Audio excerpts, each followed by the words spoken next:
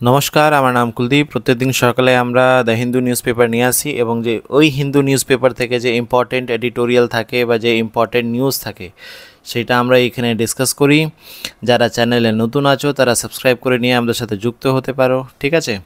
তো আরম্ভ করা যাক। এটা হচ্ছে আজকের এডিটোরিয়াল, যেটা এসছে ওয়াটার ম্যানেজমেন্টকে নিয়ে। আমরা ওয়াটার ম্যানেজমেন্ট যখন করছি তাহলে বেশিরভাগ সময়ই আমরা কিন্তু গ্লেসিয়ারকে অ্যাভয়েড করছি।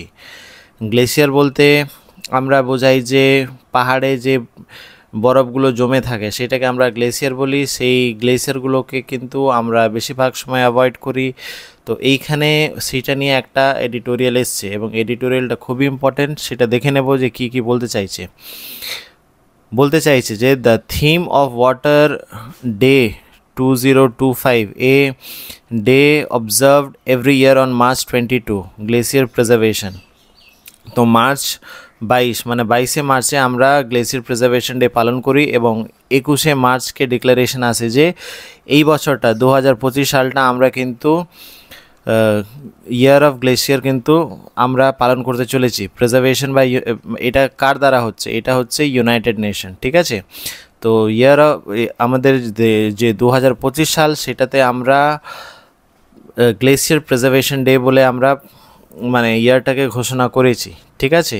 তো এরপরে আর কি বলতে চাইছে, the United nation world water development report which was the theme mountain glacier water towers, ঠিক? তো এই ব্যাপারগুলো তুলে ধরতে চাইছে যে ইন্টারন্যাশনালি কিন্তু গ্লেসিয়ারকে খুবই ইম্পর্টেন্স দেওয়া হচ্ছে এখন, এবং এইটা নিয়ে কি সমস্যা রয়েছে সেটাও আমরা কিন্তু দেখে নেব এইখানে। The year 2025 is also the mid point in the United nation decade of ocean science for sustainable development. তো আমরা সাস্টেনেবল ডেভেলপমেন্ট নিয়ে ফোকাস করছি এবং কি বলছি, science we need for ocean we want, ঠিক আছে? তো এইখানে বলতে চাইছে যে সায়েন্স শুধু টেকনোলজিতে নয়, আমাদেরকে কিন্তু ওশেন কনজার্ভ করতে হবে, ওশেন প্রিজার্ভ করতে হবে, সেটার উপরে কিন্তু আমাদেরকে ফোকাস করতে হবে। এবং যেটা কনসার্ন এইখানে দেখাচ্ছে সেটা হচ্ছে coastal and marine pollution, coastal hazard, rising sea surface temperature, sea level rise and loss of marine biodiversity. তো এই সব যে জিনিসগুলো এখন উঠে আসছে তার মধ্যে কিন্তু আমাদেরকে ফোকাস করতে হবে, ঠিক আছে? তো এইটা হলো বেশিরভাগ জিনিস। এরপরে চলে আসি যে রাইটার এখানে বলতে চাইছে কি, এ লিঙ্ক দ্যাট ইজ ওভারলুকড, মানে কী জিনিস আমরা ওভারলুক করছি।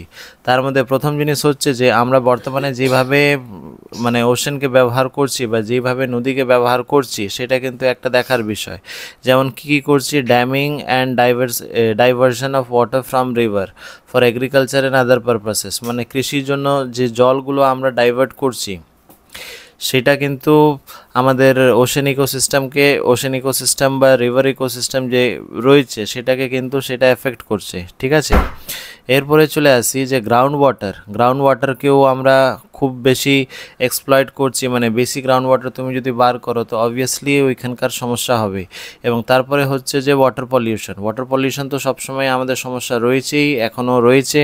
তো রাইটার কিন্তু এই কথাগুলো তুলে ধরছে। All the changes result in alteration of fresh water flow of coastal areas and open ocean, thereby affecting the marine ecosystem, যেটা কি বললাম আর কি।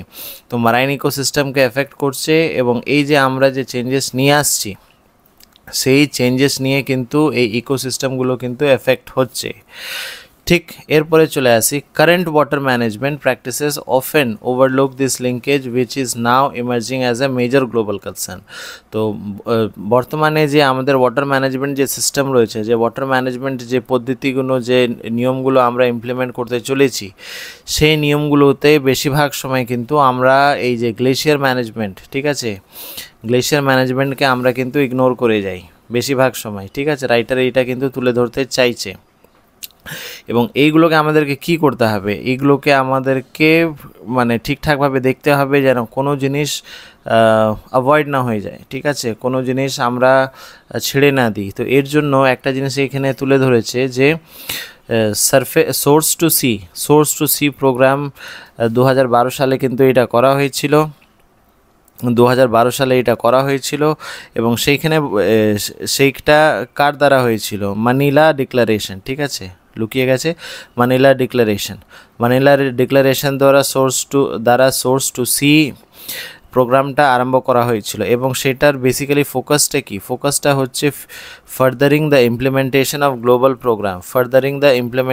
Global programme action for the protection of marine environment and land based activities, মানে আমাদের যে জলে যে ecosystem, ঠিক আছে, মারাইন যে ইকোসিস্টেম, মেরিন যাই বলো না কেন, মারাইন যে ইকোসিস্টেম তাকে কনজার্ভ করা, এবং তার ছাড়া কি হচ্ছে ল্যান্ড বেসড অ্যাক্টিভিটি, যেটা দ্বারা কি ওয়াটারে এফেক্ট করবে। ধরে নাও তুমি কাপড় কাচছো, তুমি লিটারিং করছো, ঠিক আছে, তো নানা রকম যে জিনিসগুলো ম্যানুয়াল অ্যাক্টিভিটি দ্বারা নদীতে যাচ্ছে বা সমুদ্রতে যাচ্ছে, সেটা কিন্তু আমাদেরকে দেখে নিতে হবে। এই জিনিসগুলো কিন্তু রাইটার এখানে তুলে ধরছে। এবং সোর্স টু সি যে প্রোগ্রামটা রয়েছে তার মেন ফোকাস কি, একটা হচ্ছে যে মারাইন ইকোসিস্টেম এনভায়রনমেন্টটা কনজার্ভ করা এবং ল্যান্ড বেস অ্যাক্টিভিটিকে ঠিকঠাকভাবে করা, ঠিক আছে।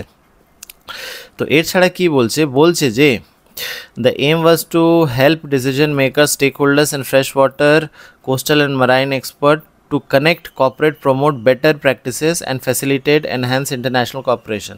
আমাদেরকে ইন্টারন্যাশনালি কোঅপারেট করতে হবে এবং যে সমস্ত স্টেকহোল্ডাররা রয়েছে, স্টেকহোল্ডার বলতে কি জলের দিক থেকে ধরে নাও কেউ পলিউশন কন্ট্রোল করা বা পলিউশন ট্রিট করা, ঠিক আছে, তারপরে কেউ ফ্রেশ ওয়াটার ওইখান থেকে বার করা বা ওয়াটার পিউরিফাই করা, তো নানা রকম যে স্টেক হোল্ডার রয়েছে, ঠিক আছে, যেটাকে ফ্রেশ ওয়াটার, কোস্টাল, মারাইন, মানে সমস্ত জিনিস। এবার দেখো একটা জিনিসকে চালাতে গেলে কিন্তু 2-3টে ডিপার্টমেন্ট লাগে, ঠিক আছে, এক্সকিউজ মি।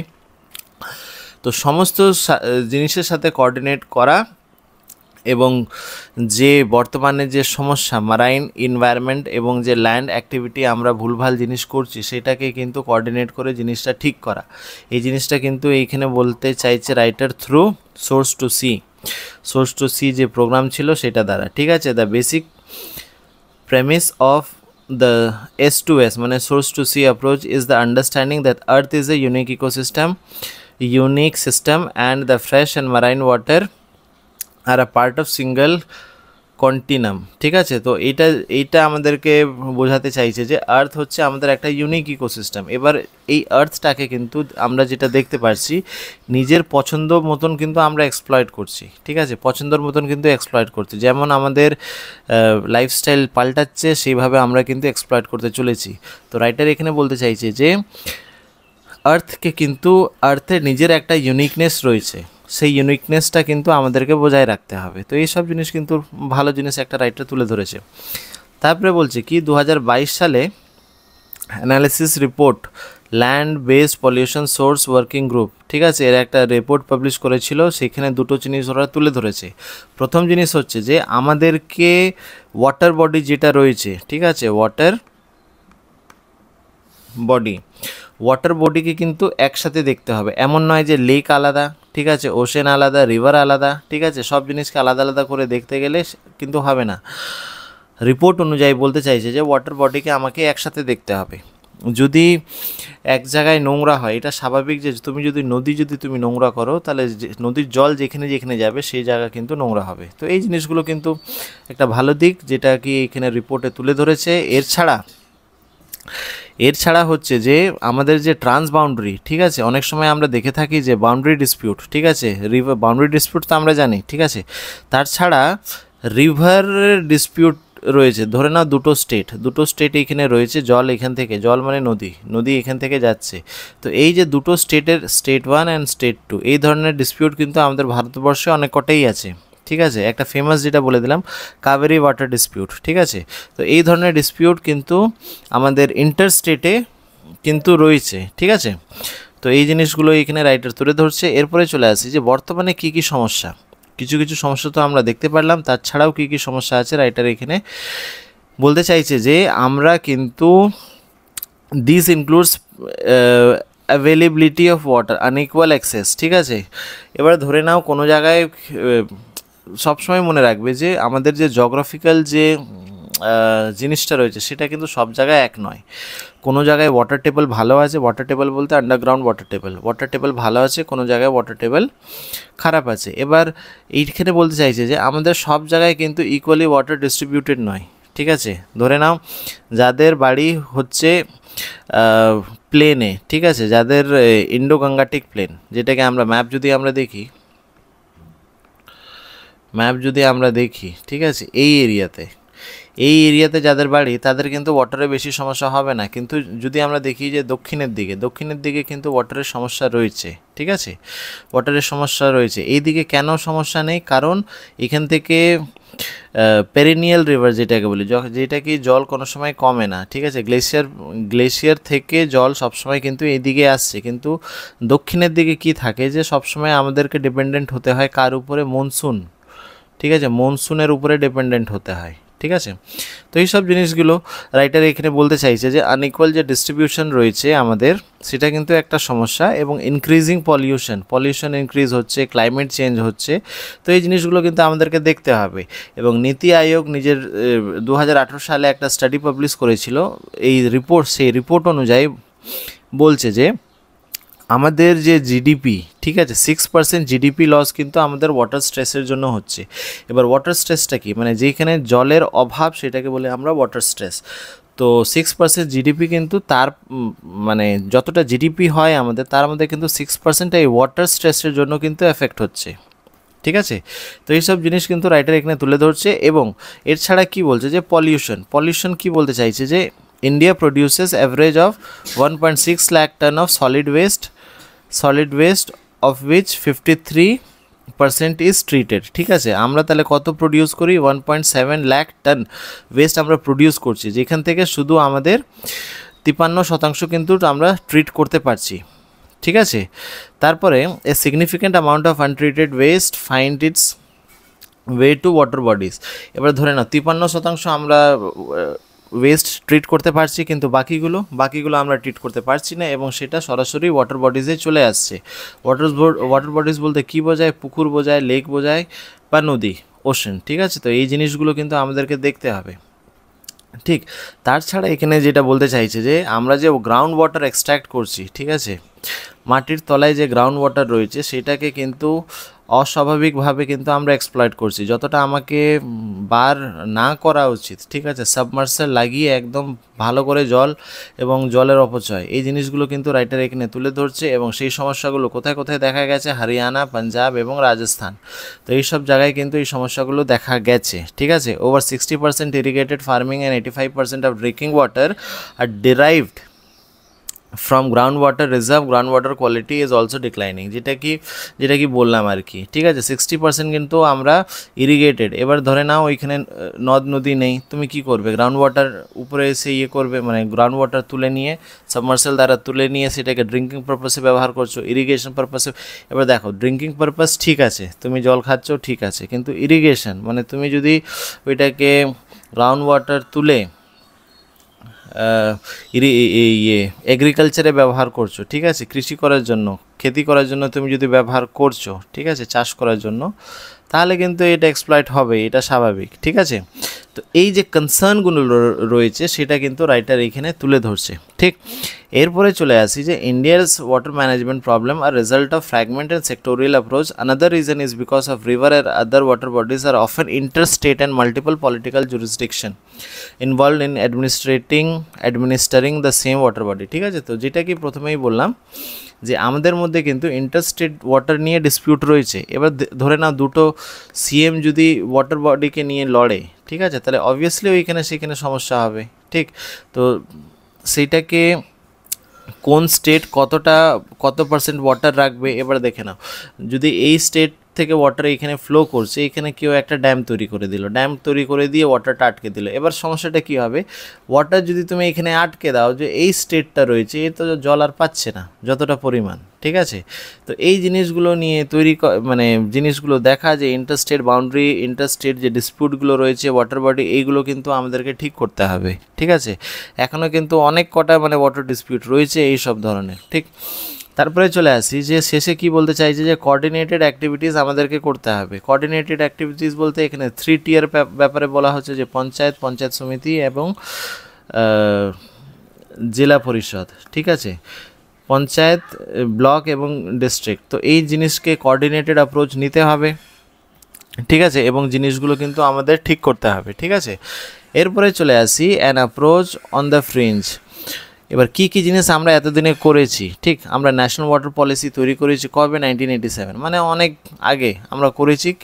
এবং তার ছাড়া আর কি করেছি, যে সেন্ট্রাল ওয়াটার কমিশন আমরা করেছি, যেখানে কি আমাদের এর ছাড়া মিনিস্ট্রি অফ জল শক্তি, ঠিক আছে, এই জিনিসগুলো আমরা তৈরি করেছি, যেখানে কি আমাদের water policy, national water policy নিয়ে ডিসিশন নেওয়া হয়, ঠিক।